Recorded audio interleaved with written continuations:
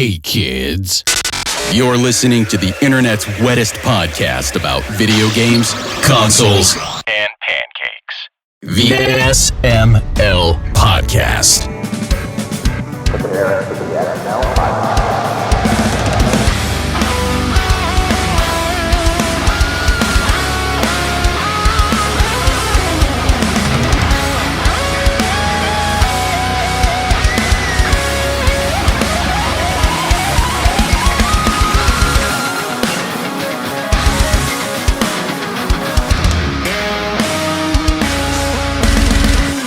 What's up, everybody? This is the SML Podcast. I am your host, Joe. Joining usual, we've got Aki and Bri. How are you two doing? I just Pretty beat good. the boss. Nice. Good, nice. Got an achievement. Doing good. Getting achievements on the stream. Yep. Well, there was no save point, so I've just been trying to get to a save point this whole time. Going through the boss. Sure. Yeah. In the past week, I finished 2 games, and I'm pretty happy with that. Really? Right. Yeah, Which two? I finished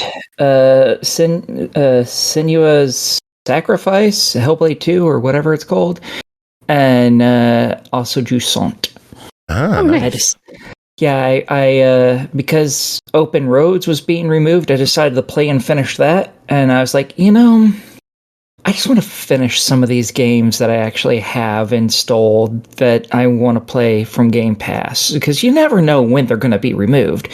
That's So fair. I decided to play both. I don't think Hellblade's going anywhere, but Well, I thought that about some of the other games that are Microsoft owned that they took off of here in the past. So which ones? pretty sure they took off one of the Halos, because I remember there used to be all the Halos used to be on there. And I don't know if what any of them Halo are anymore. isn't on there? I don't think Master Chief is anymore. Really? I don't think it is. Huh. I could be wrong. I'm not So sure anymore. I know. I don't always know what's on what. The only I forgot first party that ones as I can well. remember going away are like Double Fine titles that eventually came back, and Forza games, because licensing. I don't care about the Forza games. Yeah. So, y'all had wonderful weeks. I had a good week too. Until you got sick. Well, yeah, which is why we're doing this on Saturday instead of Thursday, but that gave me more time to play PGA golf. I got Oh, yeah. 2 hole-in-ones this week. Nice. I thought you had 3. No, 'Cause I saw you post 3 videos in that thing. the third video was a second shot on a par 4 that bounced once and then dunked into the cup. Nice. Nice. Yeah, that's why I saved that clip. The dunk. Very nice. The badonkadonk. The badonkadunk. I hate myself for saying that. But... All right. Jordan, thank you for the sub. Welcome in, everybody. This episode is kind of a fun one. I guess this one is unofficially sponsored by Ubisoft, because if you are hanging out live in chat this episode, you have a shot of winning Assassin's Creed Shadows. Ooh. Yeah, we're not messing around. This is a big giveaway. Ubisoft hooked us up with a spare code of Assassin's Creed Shadows with the pre-order bonus, and it can be yours if you're lucky enough. All you gotta do is type !enter in chat and see what happens. Maybe you'll win. Is this the standard or the deluxe? I believe just standard. You can't luck, enter. folks. Well, yeah, I already Jacob had wanted the to enter too, and I'm like, no staff entering this one. So. What? I could There have you go. used a Ubisoft, second thanks for the copy of giveaway it. code. My co-host won it. No. This one goes to a listener. Hey, I'm a listener, thank you very much. I'm in here every time, okay? I have to listen to your bullshit in person like I am right now and on stream. I am a double listener. What's your Thank role you in the very much. Discord? Aki the Logger. Oh, that's your name. Oh, What's your is that role? not also my role? I don't know. Co-host. Oh, Yeah. Yeah. well, I'm also part listener. So, yeah. Enter. Hopefully you win. Yeah. And if you don't, I'm sorry. But I tried. I did my best. And one of you will get a copy of the game. Again, thank you, Ubisoft, for the hookup. Hashtag Ubisoft partner. Hashtag sponsored content / you play, I guess. I don't know. Yeah, horror. If I didn't listen, I wouldn't know that you said that you don't think I listen. So, you know, I always have eyes on chat, motherfucker. Always. Just half the time I'm not paying attention because I don't pay attention to anything. You don't pay attention. Yeah. I can't even say because there's nothing they have that's worth paying attention to, but no, it's just everything. I don't pay attention to anything, so. Anyway, we should probably dive into the news of the week. We're going to start things off differently. Aki, you're going to start us off. You actually paid attention to the Future Game Show this week. I sat and I watched that bitch all last night, actually. All 3.5 hours. I didn't know it was a thing. So I didn't know it was a thing until I saw in the news area. Yay! Someone said, hey, here's everything that was shown. And I was like, I don't want that. I want to actually see everything that was shown because those you can't trust them fucking things. Anyways, so the future. Real quick before that, Lloyd just dropped a sub. Lloyd, thank you for the sub. Thank you for hanging out, being here. Get those bonus entries for Assassin's Creed Shadows. Very nice. Multiple shadows. There's 2 of them.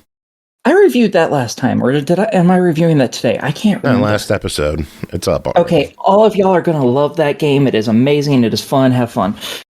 Yeah, I've only played a few hours of it, but it's pretty awesome so far. Plus, you can pet the cats and the dogs. Oh. Yes, and when you do it, it unlocks, the first time you do it for any of them, it unlocks a little entry in your like encyclopedia thingy, and it's for each individual type of cat, so it's not like, oh, you pet this cat, it's cats. No, it's like, this is a tabby, this is a brown bob, or whatever the fuck. So, yeah. I don't remember the names of the fucking cats. They're irrelevant. But there's even a difference because you can find kittens and puppies too. And if you pet those, you also get an entry for that kind of kitten or puppy too. It's cute. Anyways, so I can sit here and talk about that game for another hour. So, I'm still struggling with life right now about whether I want this friggin' collector's edition. You do. You do. We've had this conversation 5 times. You do. I know. Just give in and just go find it and buy it. So expensive. Well, yeah, that's because you waited too long. Well, no, that's because you deleted your pre-order. And then you sat there and you ifed and ummed about the fucking other one that you could have gotten. So it's in my cart right now on GameStop, and I'm just debating. If you don't hurry up and push that fucking button, it's going to go away, and it's going to cost even more. I know, but it should go away because I don't need it. But we know if you don't get it now, you're going to spend more money later to get it. No, because you're not going to just let it go. Cycle. No, you're not. I think this might break the cycle. No, you won't. I think this is it. No, this might be the time. You're like a chronic smoker. You say you're going to quit. You're just going to turn around and puff one up later on today.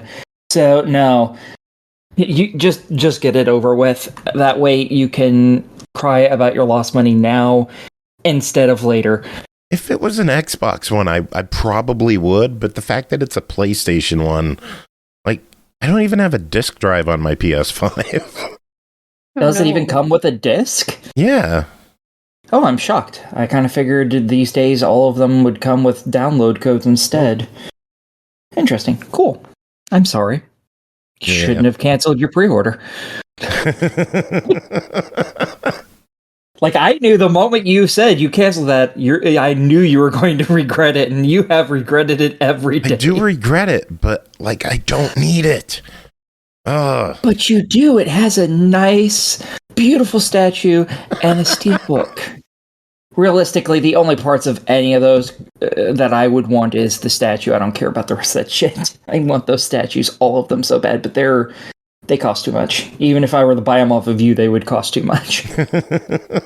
So each one of those would probably be like, oh, here's, $100 or something. And no.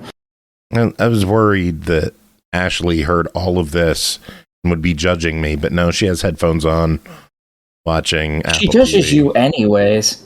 I know she judges me, but... She knows how much you want this, and she's already judged you. Yeah.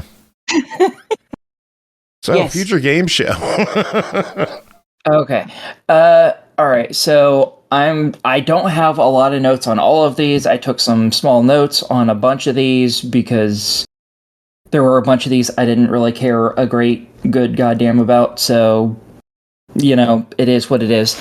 But it started off with Lost Rift, which seems to be some sort of survival crafting game, kind of like Ark, but it seems to be moving through time because I saw it look like they were cavemen with like rocks and clubs and shit, and then it got up to actual proper guns, and their style of clothing changed to like Western style stuff and things like that. So I have to assume it's moving through time somehow. And there's that game. I didn't give a shit, so whatever. Then there was Claire Obscura, which obviously I'm still very interested in. It showed one of the main characters of the game. It focused on a young woman. I don't remember her name. All I remember was she was cute. And it showed basically how she moved in combat and stuff. It was a really interesting little look. Then there was Animal Use Protocol, which seems to be kind of an Alien Isolation-like game, but you play as a chimp that has a mouse that works with it, and they're both teched up kind of like the raccoon rocket. So it's an interesting game. You're trying to escape some sort of monstrosity that can easily catch up with you and eat you, it appears. So that looked really interesting. It's probably going to be too stressful for me to play, but, hey, I know that's going to be some people's games, like probably Lloyd. Then there was the Onimusha 2 remake. They talked about a brand new mode that they added into the game, which is Hell Mode. It's basically you get hit, you die. The other enemies still take a ton of hits, so haha, fuck you. Not a mode I'm looking forward to, but a mode that I will probably have to play anyways, because I'm sure there's going to be achievement behind it, so I'm going to cry. Then there was Nitrogen Omega, which was a really interesting and weird fucking game. It was very anime-esque in its visual style. Basically, you play as a bunch of people inside a giant robot, and you take turns in combat, but it's not like, oh, here's this action and now the enemy has an action. Instead, it's like phases. So the AI and you choose the actions you want to do, and then they're played out after all the actions have been chosen, and you just see what happens. Very interesting. I know there's been games like that in the past, but it's been so long since I've seen one, I don't remember any of the type of games like that have existed. So that looked kind of weird. Then there was the remake of the end of the greatest RPG of all time. Jesus, that thing's title is way too long. But Yeah, basically, that game it puts you at the end, like the last hour of a game with like all the best gear and shit, and you have to figure out how to actually beat the game.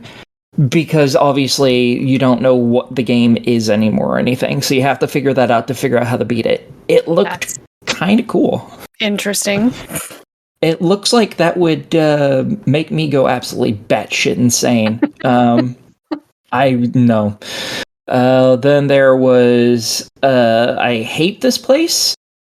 And basically you play as somebody who is dealing with a whole bunch of different types of monsters. It looks like it'll have survival crafting in it, but it seems all over the place on what kind of monsters you're fighting, so I'm thinking maybe it's a dreamscape or something like that. I don't fully understand exactly what that's going to be.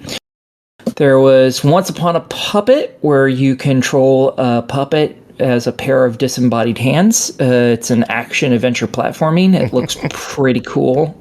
That sounds cool. Yeah, Revenge of the Savage Planet, or whatever the hell it is. My only thing was meh. It is what it is. Everyone knows that one. Oh, I enjoy the first game, so... I still haven't played it, so I have no opinions on it. Inyaya, something like that. Life After Gods. It's a Metroidvania with hard, fast combat. It has really cool-looking graphics. It's going to be a hard one, though. So, have fun with that. Yeah, it comes out on the 27th. Andy's going to be covering that one. Nice. Then there's Death Grounds. It's Jurassic Park, but as co-op Alien Isolation. You are working with other people to hide away from raptors, basically. It looked interesting. Then they talked more about Kingmakers, which is the one where it's medieval times, but you have current weapons and tanks and shit. They just showed some more of that. It is exactly what it was every other time we've seen that for the past, 3 years. It's interesting. Nothing new. Elsewhere Electric. It's a VR co-op game. Who gives a shit? System Shock Remastered. They're doing a remaster of it. I swear they just made a remake of one of these, but they're the first one. Making yeah, I don't understand why this is a thing. Because if they've done a remake, I don't know why it's a remaster of the original when they have a remake of it already. It's System Shock 2. Oh, okay.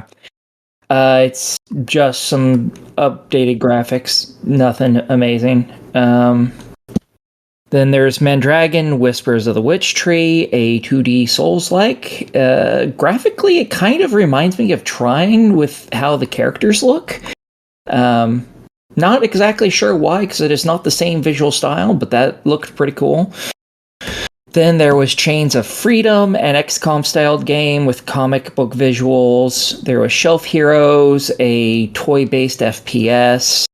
Bionic Bay was shown, and they explained more about it. That's the one that's kind of like inside and stuff, where it's a platformer. But in this one, you have time alteration powers to get around. It's interesting. It was shown at GDC last year, I believe. Neighbors Suburban Warfare. This was a weird one. It's basically if a whole bunch of people from the 50s just walked out of their house with whatever household objects they had and decided to beat the shit out of each other. That could be fun. Yeah, that could be interesting. It is a fully multiplayer game, 4-on-4, I believe. Then there was... Let me make sure that... Yeah. Then there was Hawthorne, which is a city builder, but it's basically...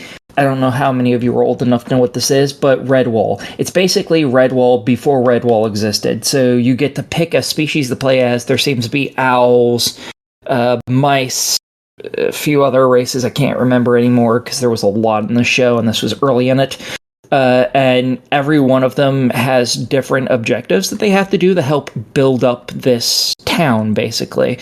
So it's a pretty interesting looking game. I don't know if this is going to be an MMO or what, because it made it seem like there was going to be a lot of people playing together, but I don't know.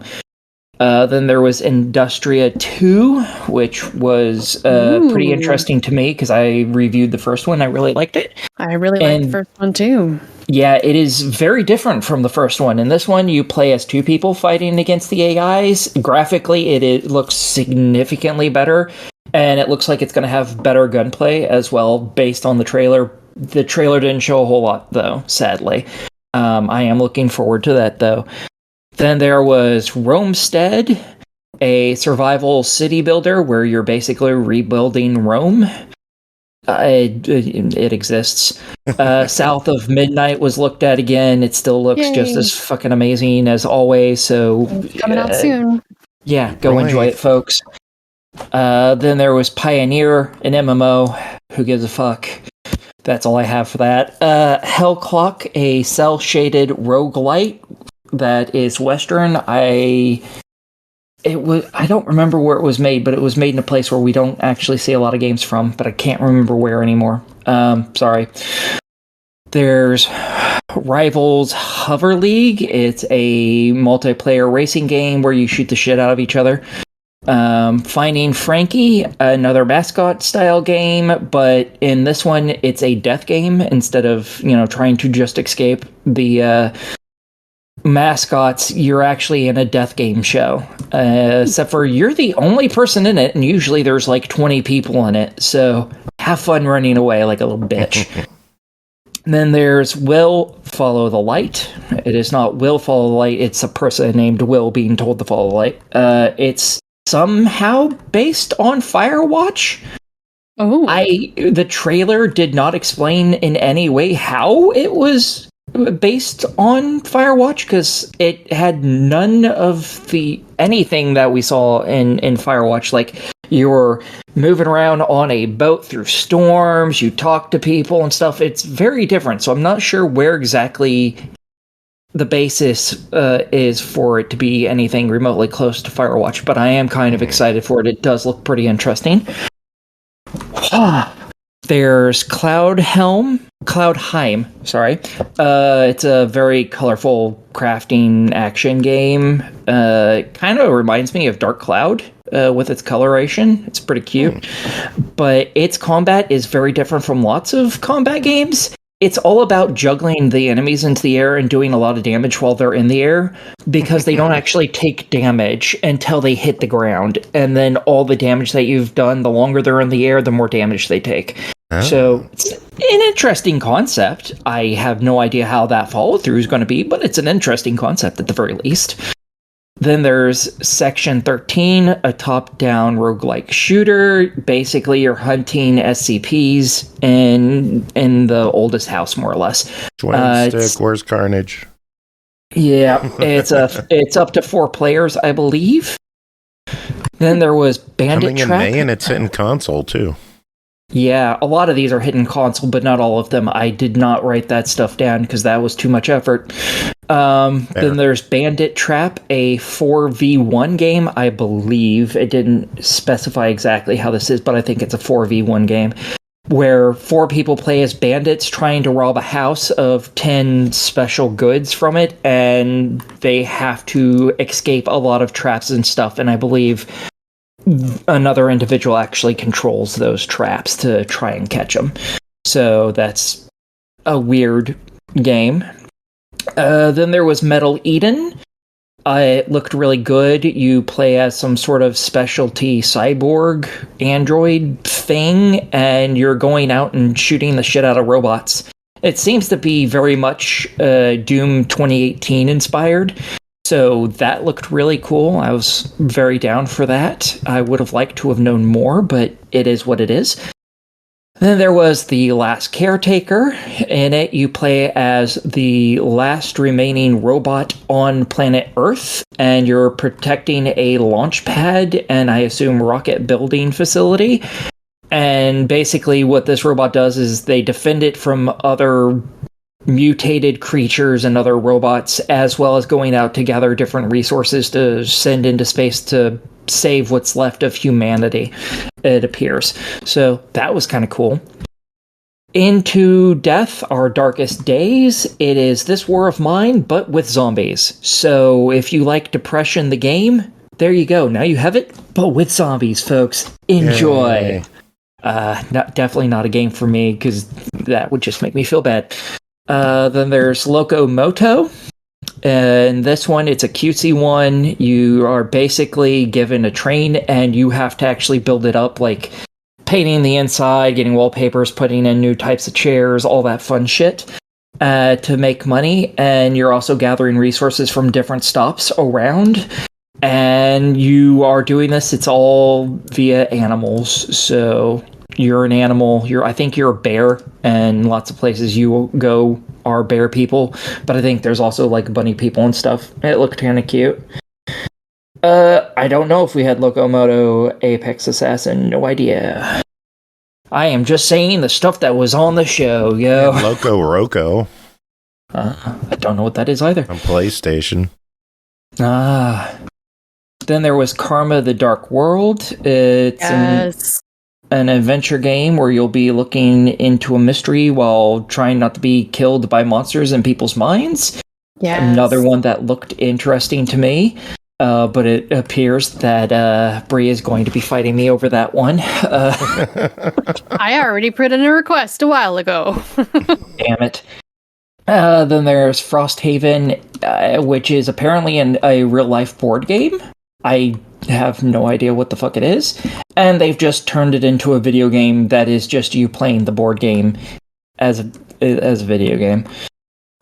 So you still have your cards, you still move your pieces on an actual board, just it's on the console and PC instead. So if you like it, I assume you'll like it still. I don't know. Standalone, I believe it's a roguelike. But you play as a sheep, and it's in a wolf society, and it's about getting revenge, so you're fucking their shit all sorts of up. It was cutesy. Then there was more stuff about Mecha Break, and I skipped that because I can't watch that safely. As much as I really, really want to watch every second of that, I could not watch any of it. Then there was Rave, Kingdom of the Distant Shores. It's another city builder, but this time by a Fox Society, and it has some RPG mechanics to it. I'm not sure what exactly they are. Then they had another conversation. And Bri and I both want this. It's made by the Little Nightmare devs, so Yes. Looks cool. It's co-op, so we should both get it and play it together. Then there was FBC Firebreak, which is the Federal Bureau of Control. Firebreak is what that stands for, and that's the Control universe and Alan Wake universe. Mm-hmm. It's a co-op wave-based game with objectives, basically. I didn't particularly like it, but those types of games aren't for me. However, I'm sure there's some people on our team who would really, really appreciate that game. Then there was Chronos, The New Dawn. The world ends in the 80s, and you're going through time traveling to get people who didn't survive the apocalypse and bringing them into the future while fighting monsters that are very reminiscent of like the people in Dead Space and The Thing. Both of those were actually inspirations for this game. I'm very much looking forward to that game. It looks pretty kick-ass. Then they're bringing back Painkiller. It's a co-op first-person shooter. Reminds me of Doom, but it has a bunch of weird-looking weapons that just aren't realistic. They were odd. I've never played a Painkiller game, so I don't know. That was for the main show. And then they continued the show a little bit by talking about smaller games for another, like, half hour or so. Any big highlights out of that? They talked about altars again, which is the one where the guy makes altars of himself. That was Yeah, they're making a kickboxer game, and that's based on the Jean-Claude Van Damme films, which is just painful to hear, honestly. There was High Above. Yeah, there was High Above, which is basically you just build houses and stuff. It's a chill game. You build it up above the clouds and shit. There was a whole shit ton of city builders and stuff that was listed. There was Land Party Adventures, where you play as a kid and you're trying to... A kid in like the 80s or 90s or something, you're trying to find your friend because he was supposed to come to your LAN party and never showed up. So you're like actually putting the computers together and stuff, and then no one's there, and you start using the old ass internet to try and find your friend stuff. It looked kind of interesting. Ruffy and the Riverside, it's a hand-drawn platformer. I was going to ask about this one. I've gotten a few emails about it. How's this one look? Ruffy and the Riverside, it looks fucking awesome. I want that one. Basically, it's a hand-drawn platformer, but you copy-paste elements in the world into other places of the world. So, like, if you see like this piece of ice on the ground, you can copy and then paste it into the ocean and freeze the ocean over. And stuff like that. And so it allows you to defeat enemies and stuff through a whole shit ton of different means. I liked it. I thought it looked really fucking cool, honestly. Cool. Well, that one comes out in June. Nice. June 26th. There was Steel Seed, another one that I was really interested in. You played as, I think, an android, and you were fighting robots, and it very much reminded me of Stellar Blade. So I'm looking forward to that. There was one you might like, FIFA 98. Basically, it's a mix of FIFA and Silent Hill. So there's monsters going around and you're kicking heads and shit around. It was so fucking weird, but I was like, this is totally a Joe game. If there is a Joe game that isn't a rhythm-based game, I think this is going to be it. He's going to love this thing. Interesting. Yeah, it was weird. There was Promise Mascot Agency. It looks like a... what is it? People who made Killer 7 and stuff. Pseudo 51, something like that. It looks like a game they would make. As far as I'm aware, it could be a game they made. I'm not sure, but it's just fucking weird the hell enough. I think you might actually like that one, Joe, as well. Then there was Imperial, which is a really fast-paced action RPG. And you're basically fighting... It looks like a bunch of medieval enemies, but it has a bunch of magic and stuff in it. And instead of having all the RPG skills being upgraded for your character, it's instead for weapon styles.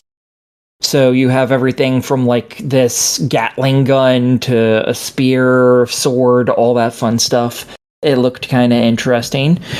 There was Permafrost, which is a survival crafting game where you're in a frozen shithole, so it's for Bri, all sorts of for Bri. There was a bunch of survival crafting games in here that I think Bri would probably like. There was a whole bunch that were like Zombie Apocalypse, Frozen Wasteland. I'm weirdly picky about like survival crafting stuff. I don't know. Some things like hit right and everything else I'm like, meh. Oh, well, you might want to look up Permafrost and Survive the Fall. I've seen Permafrost, yeah. Okay. Well, look up Survive the Fall. You might like that one too. I don't know. Mm-hmm. The last two that I'm going to bring up, and people, I skipped a whole bunch of these, by the way, was Baby Steps. They talked more about that, and that's a game kind of like Manual Samuel, but instead you're controlling this person's feet and making them walk. It's another one of those, it's probably going to piss a whole people off like Bennett Foddy. So I can't wait for that to come out. Not because I want to play it. I do not want to play this. Just let me reiterate. I really don't want to play that game. That one for you. Got it. No, I really want to just watch people rage. And then there was Dark Mass, which is another game I want. Basically, a big manor is underwater from an earthquake, and you're exploring it down there, and there's like these monsters and stuff, and you're trying to solve a mystery and trying to prevent this curse from like killing the shit out of you. It looked really cool.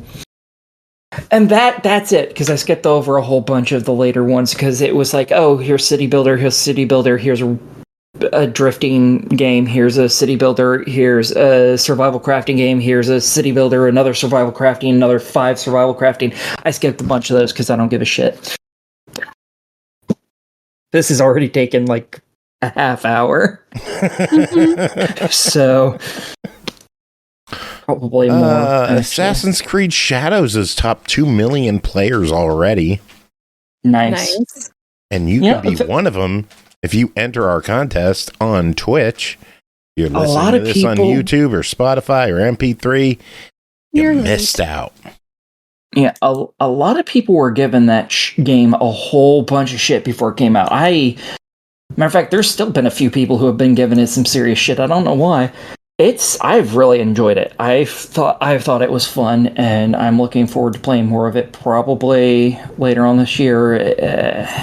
Hopefully, I can get some time to actually play it because I've thoroughly enjoyed it.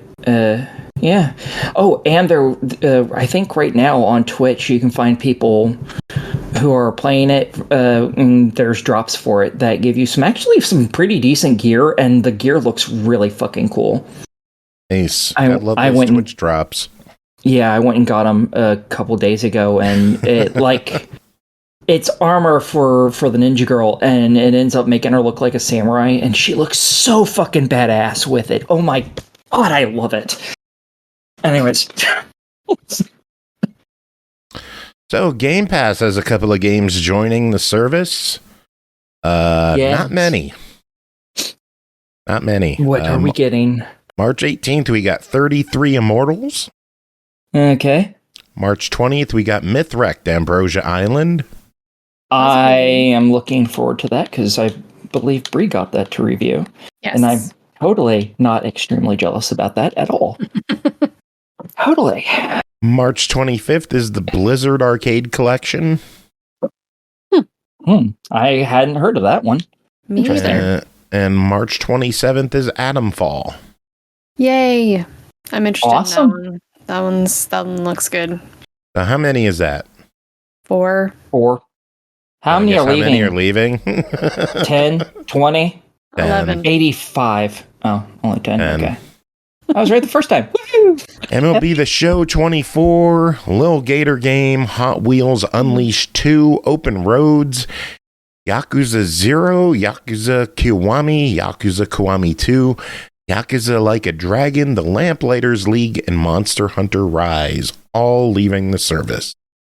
Damn, that sucks. I am so glad I own basically all the Yakuza games, and all of them that are leaving, I own those. So thank fuck for that. Easy ones that I would recommend would be Lil Gator Game, although there is a DLC coming for that, so that's a bummer. So buy that one. Buy that one. It's buy that one.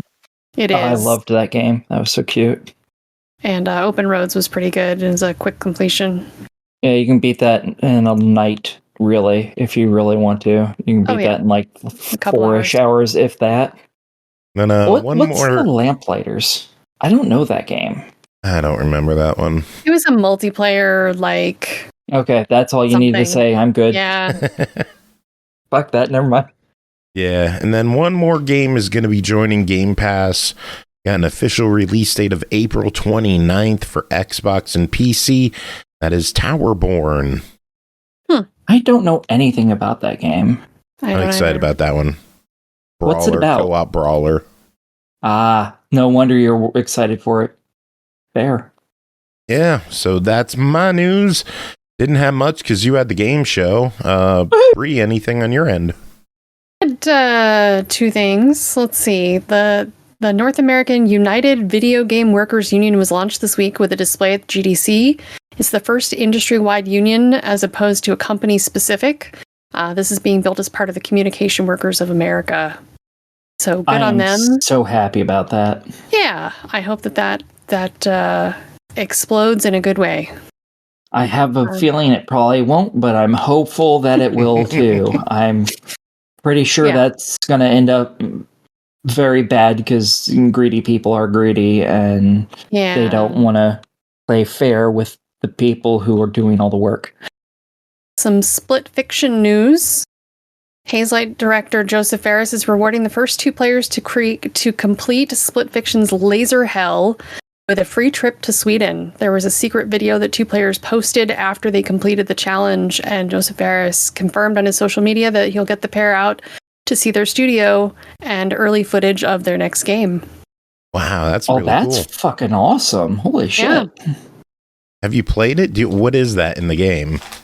I have not gotten to that point. I have played about 3 hours of Split Fiction right now. Hopefully I'll be playing my partner, and I just have had scheduling issues because I'm gone most weekends. I think we're going to be playing some more tomorrow, so maybe I'll run into the Laser Hell. I think there's these side challenges, like side stories that you can do, and it's probably one of the side stories. with I kind of watched a little of the video. The laser hell is just it's like a laser dungeon. Oh, some bullshit is what I'm hearing. Yes, Yes. it's some bullshit. I have a way with words, don't I? But that was all my news. That's it? All right. That's it. Wow, I'm not used to you having so little news. Huh. Okay then. Yeah, are we Interesting. anything else anyone want to talk about, or are we moving on to reviews? Moving on. Yeah. All right. First game to talk about tonight, Wanderstop, developed by Ivy Road, published by Annapurna Interactive, released March 11th on Xbox Series X and S, PS5, and PC for $24.99. Wanderstop is a narrative-centric cozy game about change and tea. Playing as a fallen fighter named Alta, you'll manage a tea shop within a magical forest and tend to the customers who pass through. But Alta does not want to be here. And if she gets her way, the tea shop will be nothing but a brief and painful memory. Aki and Bri, both of you played this. Aki, what is Wanderstop? Okay, this is a lot exactly as you said. Alta has been a fighter all her life. She in like an arena and shit. And she's one of those people, she's like, you can only do one thing really well. So you focus your every second into doing that one thing to be the best at it. And she chose fighting, and she has recently got her ass whooped many times in a row after being undefeated for a number of years. So she has basically run off through this forest because there's apparently this amazing warrior that she's like, I want to be trained by this person because they will beat the weakness out of me and teach me how to be back on top, and then I'll go back and I'll be undefeated for the rest of my life because she's delusional. Yes, those are the words, delusional. She's out of her fucking mind. And she has pushed herself basically her entire life to the breaking point and then beyond and hasn't bothered to rest. So she actually finally runs out of steam while going through this forest, and she's picked up by this guy from the Netherlands is what I'm saying. He's not, because they're not in the real world, but he reminds me of people from the Netherlands and from Sweden even. And so he runs this tea shop, kind of runs it, sort of, a little bit, not really. It's more of a hobby thing, like he doesn't get paid anything for this. He just does it because it's calming, and he likes to do it. And he's like, you need to rest, bitch, because you're literally collapsing. And you can choose to ignore him, which is hilarious. And you can run right back into the forest and collapse again and again and again. He's just every time he brings you back, he's like, you can keep doing this if you want, but you need to rest. Yeah, he's a good voice of wisdom. Like, he's a good foil to her character, and just like, you know, challenges all her limiting beliefs and ideas about how she's been doing things.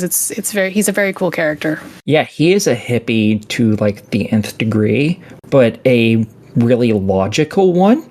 Very interesting. And he teaches her how to make the plants to grow different fruits and stuff like that to make tea with, as well as how to gather and prune and all this other shit in order to keep the place clean and all that fun stuff. And you start making tea for people who come by, and they'll ask for like, oh, I need something with caffeine because I'm kind of tired and I just need something to give me a little pep in my step. And you can look through a book and read the descriptions of what these plants do, and you see one of them, it says, oh, it has caffeine in it. Well, guess what you should put in that person's tea? That shit, yo. And it makes enough for a handful of glasses, so you should make one for them and one for yourself, because there's actually an achievement for having one of every type of tea anyways. And you can throw anything you want into the tea maker, as I found out in the tutorial. When I say anything, I mean literally anything. You want that broom to be tossed in there? By God, you can do it. Problem is, you can't get any of this shit back, so it's now gone.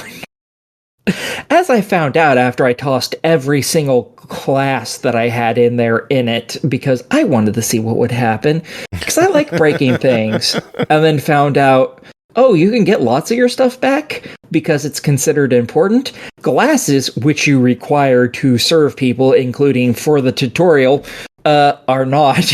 I mean, you can get more teacups by doing things like cleaning up. You'll find trinkets and you can clean them, but yeah. Yeah, you only get so thankfully many the in dev beginning. told me that because I was like, oh great, I'm gonna have to restart this game. That kind of sucks, but at least it's not too long.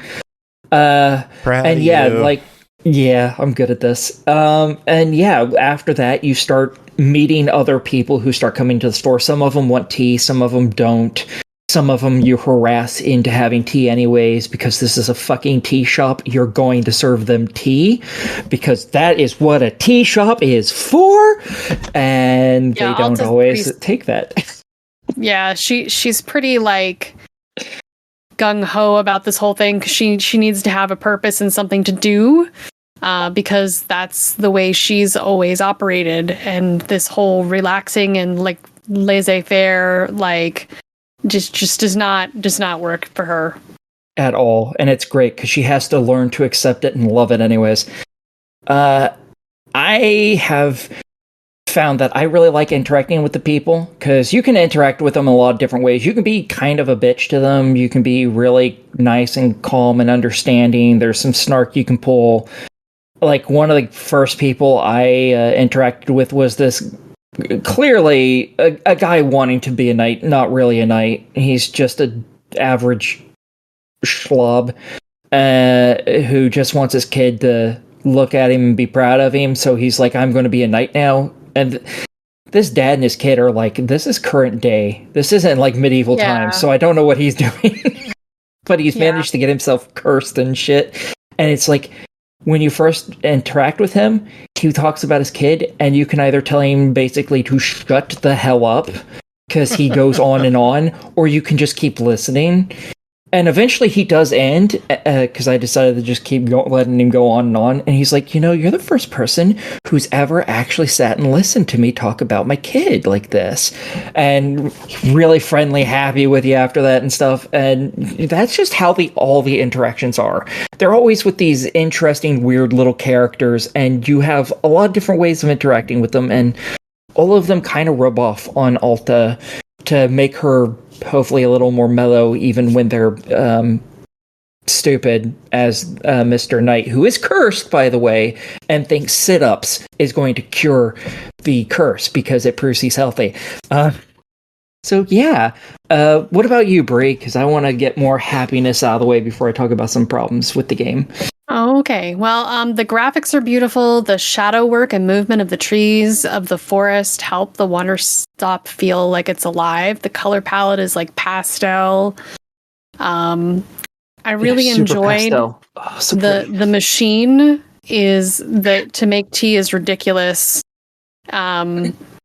You have to like get up on a ladder and pour water into this one vessel, and then you have to heat it by like jumping on bellows, and then you have to rotate the ladder around and like kick something to put the now heated water down into the next receptacle, which looks like a giant like glass wrap coffee pot. But like it's kind of got this Venus flytrap to look to it too. Yeah, I could see that.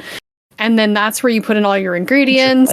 And then you let that steep, and then you've got to kick another thing to bring it down to the main thing. And so you're just like moving this ladder around this like ridiculous contraption, and it's so fun. Yeah.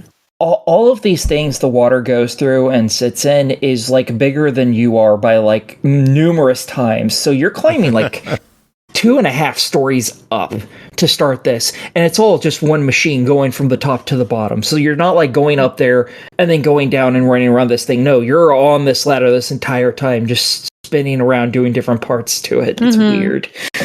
The gardening has all kinds of tricks to it, like lighting up seeds to make hybrids for seeds or fruits, and then you can use those as tea ingredients.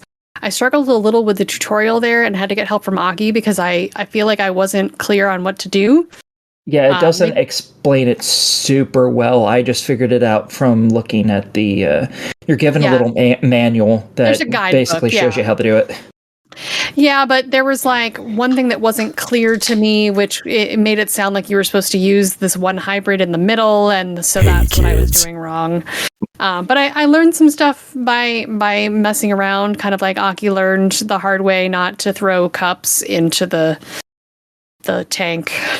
Yeah, I've also learned the hard way another significantly more painful thing.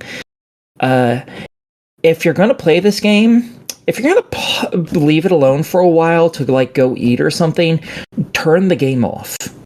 Do not keep it running. There are vines that pop up in the game. Oh, yeah. And you have to snip them. And if you leave it for, let's say, a couple hours because you're, watching movies and eating and shit, it will fill up the entire fucking world. Oh, geez. And then you have to sit there and snip them. And it takes forever. I snipped it for over an hour and a half, and I'm not even halfway done clearing them out yet. And weird question here. What the fuck a pause button is? No, I don't. Half the games I play don't have them, so no, I don't. Yeah, as I said, close the game. Do not keep it running. You will hate your life. Because at this point, I'm probably just going to restart the game, because it's going to take too long to trim all this shit back. What were some of the nitpicks that you had? You said you wanted to... That was my major one. Okay. That and the one that Bri had, the instructions just aren't very clear on how to make the different seeds things.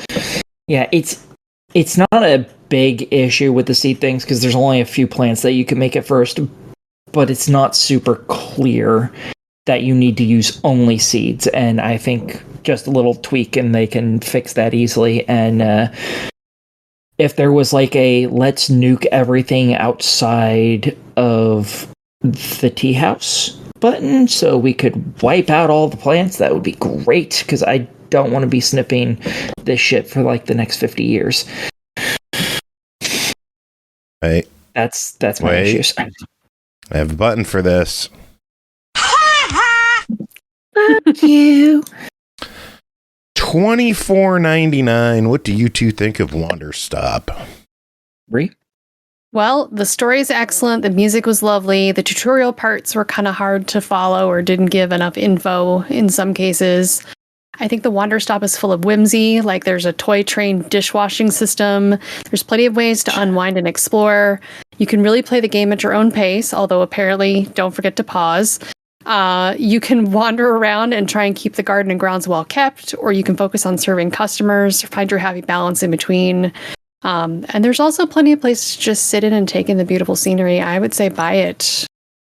You don't really have an option of whether you keep it kept or not, because if you don't keep it kept, you're going to end up like I do, and you won't be able to plant plants, and you need those in order to make tea.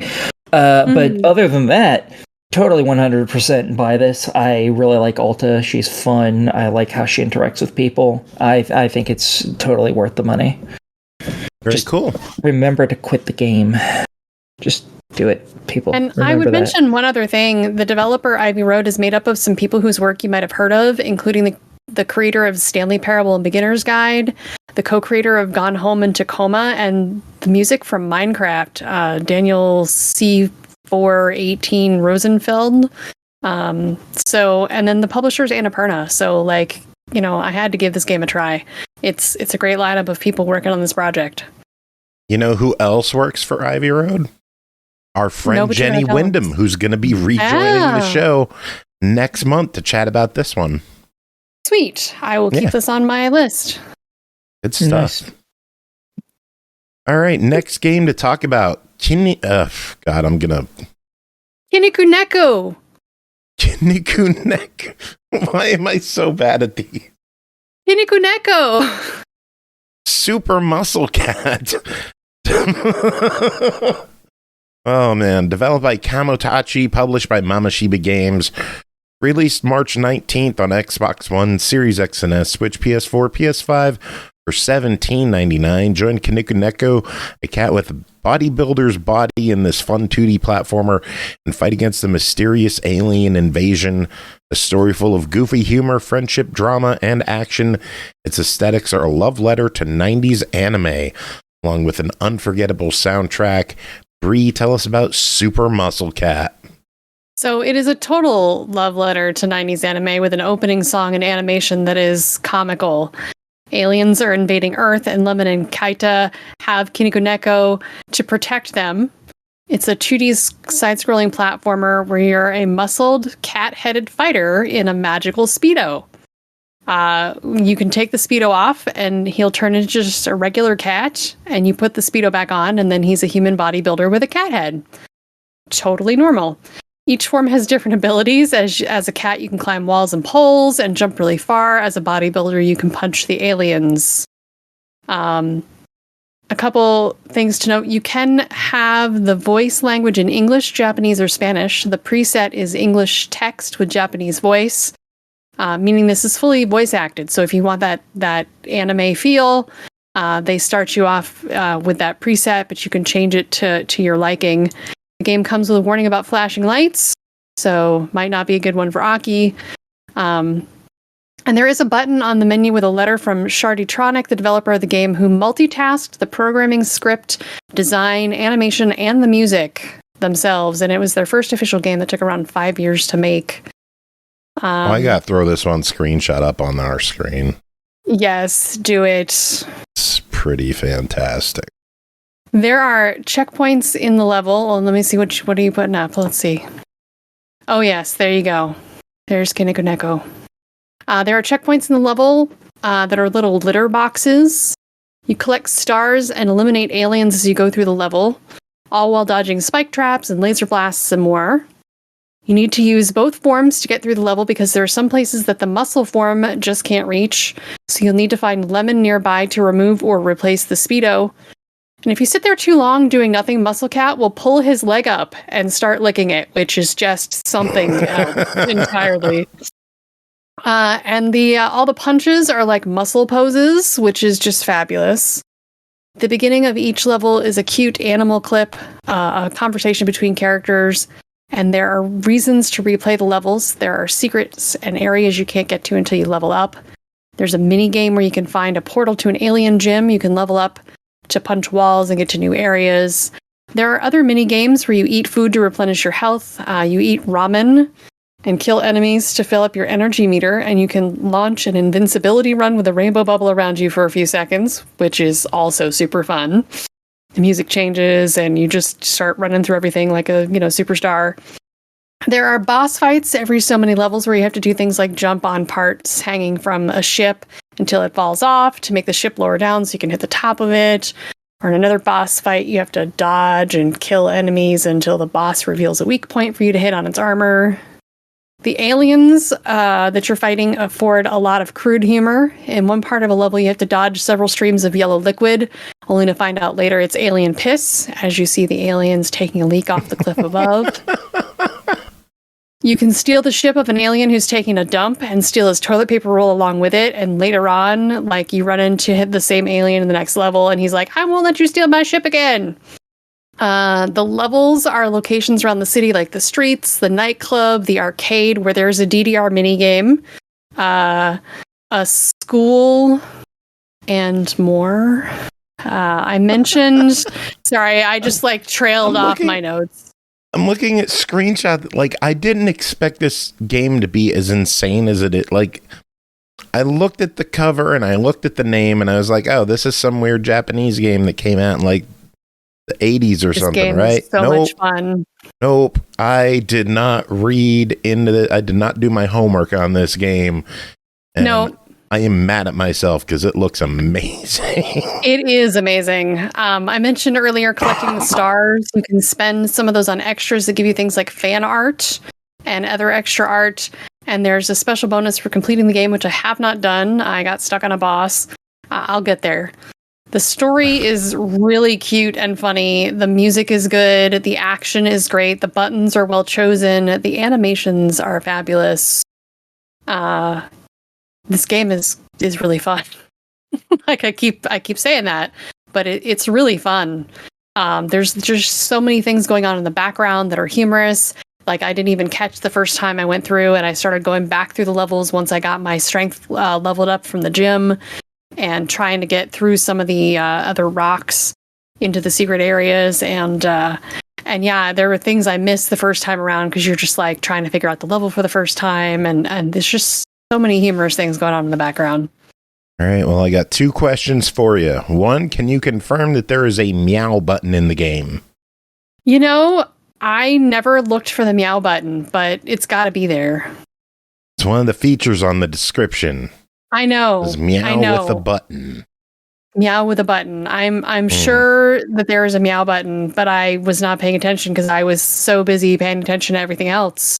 I missed a meow button. Another question. Is it worth $18? Absolutely. If you're up for something a little different in the 2D platforming genre, I would say give this a try. I think the price is great. I love the anime vibe. I would say it's a buy it. Very good. Oh, and there's a demo? Nice. Oh, is there? Sweet. Rash Rando says there's a demo, so there you go. Next up, ELISE, developed and published by Stuart White, released December 12th on Steam for $13.99. Awakened in a bunker amidst a zombie outbreak after a car crash, guide ELISE through harrowing challenges, solve puzzles, and face relentless undead hordes, and uncovering the bunker's dark secrets. Aki, what's going on in ELISE? Okay, so this is a zombie game, a la Resident Evil, the old style.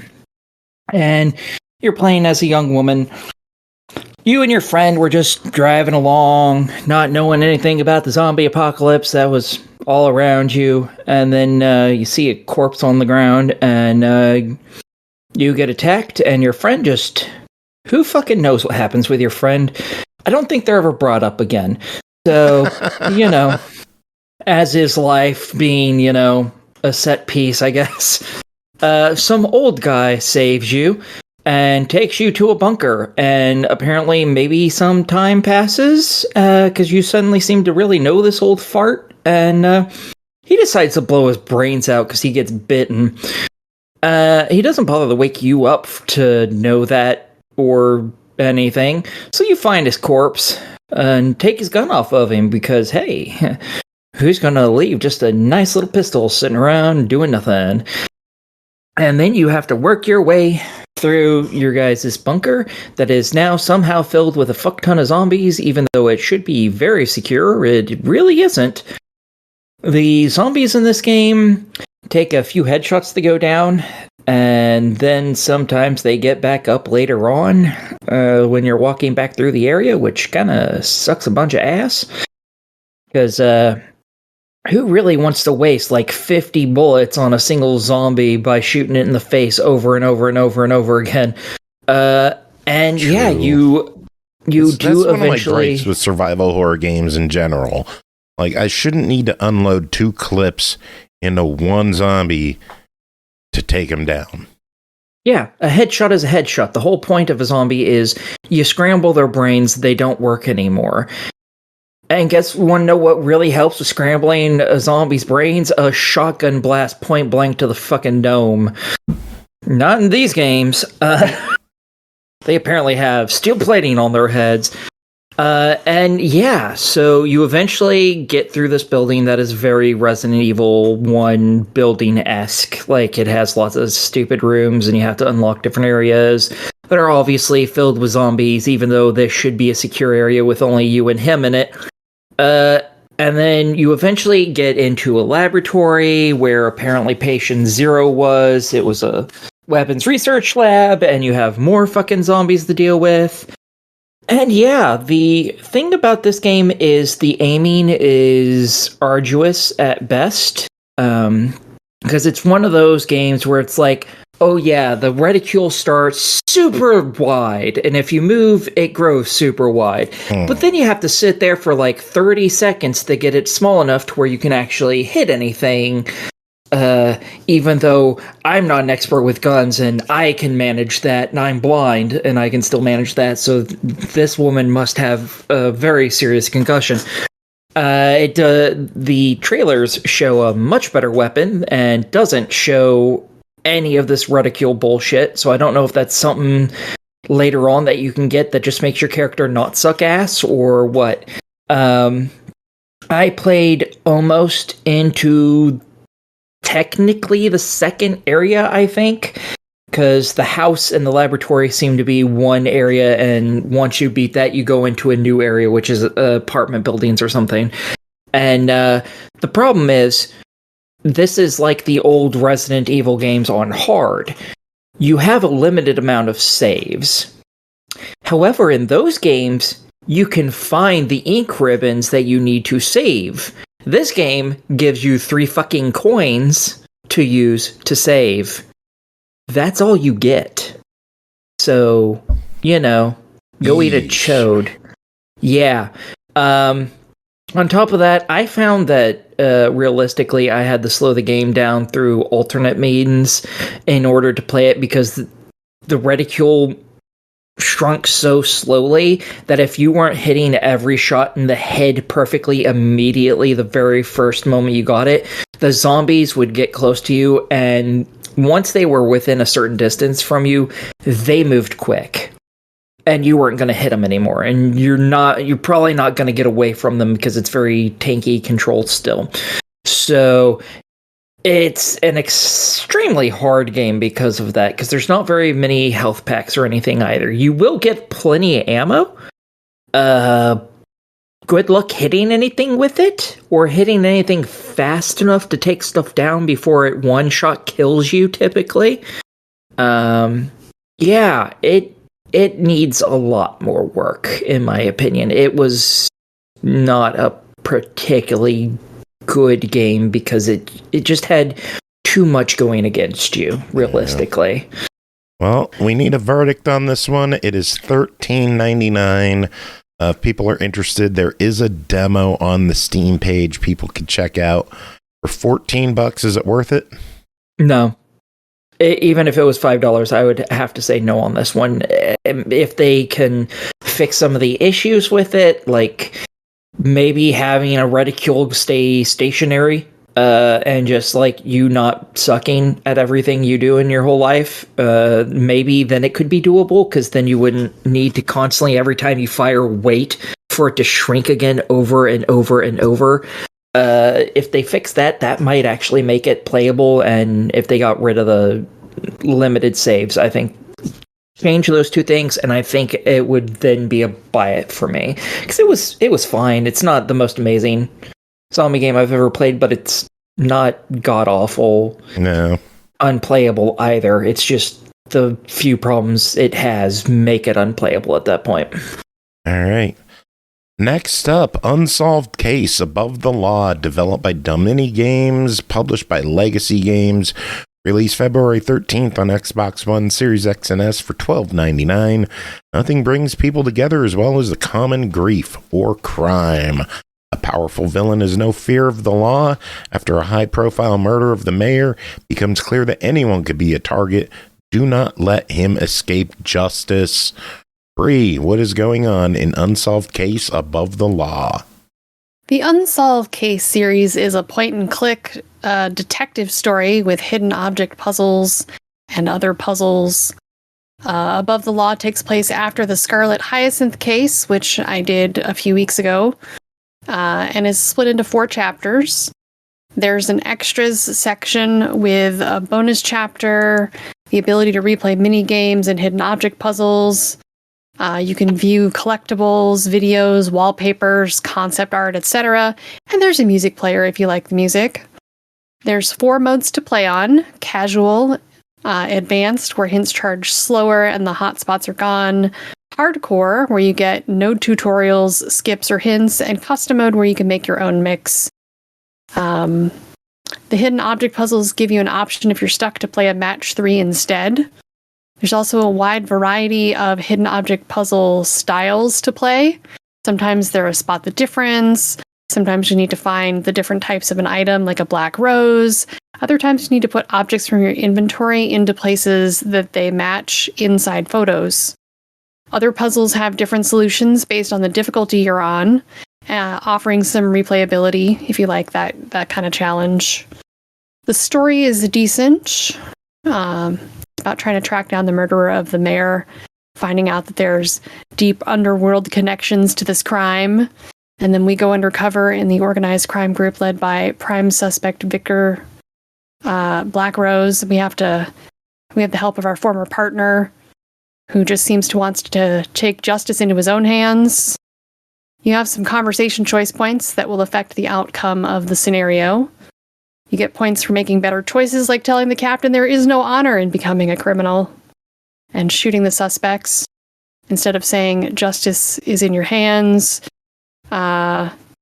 So this is very much like the other Unsolved Cases games. If you like those games, you might like this. The game also has off-numbered achievements like 27s. Yay! But be warned, the cursor is a bit fiddly, as are some of the other minigame controls, but that's not game-breaking. It's just like a little irritating. We're numbered achievements. Whee! Yeah. I'm so weird. $13. What do you think of Above the Law?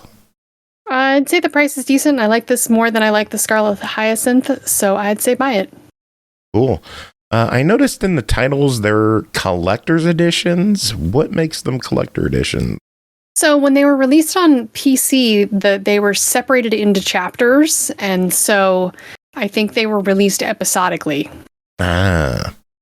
And so maybe these it's are complete edition, not collector edition. Yeah, I think it's that they've put all of the cases and parts related to the Above the Law case, just like the Scarlet Hyacinth case was like 3 or 4 different chapters put into one. Gotcha. All right, next up, an update. Ender Magnolia, Bloom in the Mist, developed by Adglobe and Livewire, published by Binary Haze Interactive, released back in January on Xbox One, Series X and S, Switch, PS4, PS5 for $24.99. Aki, you covered this one previously. You wanted to talk about it some more. What kind of update did you want to give on Ender Magnolia, Bloom in the Mist? Yeah, back when I reviewed this, it was a more or less demo build that only allowed you to fight a few bosses, and then it was game over. And obviously since then, it's gotten its full release, which made me delete my save because it wasn't able to be used anymore because they changed how the fights were somehow, even though I went to the exact same places in the exact same order. But my update is more that I've thoroughly enjoyed my game. Since I've gotten home, I've played and beaten the entire thing from start to finish. And it's really good, and I really like it, and it's very pretty, and the music's great, and I can't wait for another one. And I know someone else did a review of this on the Xbox, I believe, right? Yep, Andy did. Yeah, I'm pretty sure Andy approved of the game as well. Yes. Good. So, you know what my memory is like? Dog shit and crap. Yes. Yeah. I'm pretty sure he said he liked it. So I'm gonna really hope he said that, because if he didn't, he's fucking wrong, is what he is. So he better have liked it, or else he and I are gonna have words. And yeah, it's really fun. I really enjoyed it. I like the updates they had to it. Having the towns to go to was really interesting, and I liked being able to buy all the upgrades. Yeah. That's it. I just wanted to tell everybody that it is definitely worth a full buy it, because back when I reviewed it, it was a keep a watch on it, because it wasn't out yet. Sounds good. Because that was like June-ish or something of last year, some shit. So yeah, totally worth a buy, that's what folks. Go happens buy with it. early previews. Yeah, they get real early, and then I want to cover them, but usually someone else has since. All right. Well, that is it for you two. Through the magic of editing, we're going to switch things over to me and Jacob.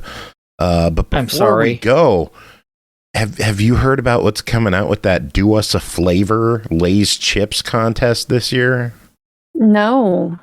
I don't eat it Lay's, so no. It's a brand of chips. Well, yeah, I don't eat Lay's chips. Well, they're coming out with Korean style fried chicken, Okay. Valentina and lime. Bacon grilled cheese. That's the one I want. I think that one sounds good. Yes, it does. Good times. I don't eat Lay's, so meh. What I do like you the eat? Doritos chips. That's it. It's the only type of chip I eat. Yeah. And I buy the generic fucking brands. Boring. Because I basically just use them for like when I eat tacos and stuff to give it a little bit of crunch. That's Hey, a look, little Jacob's salty. here. Oh, god damn it. Just kidding. He's not on this week. Bye.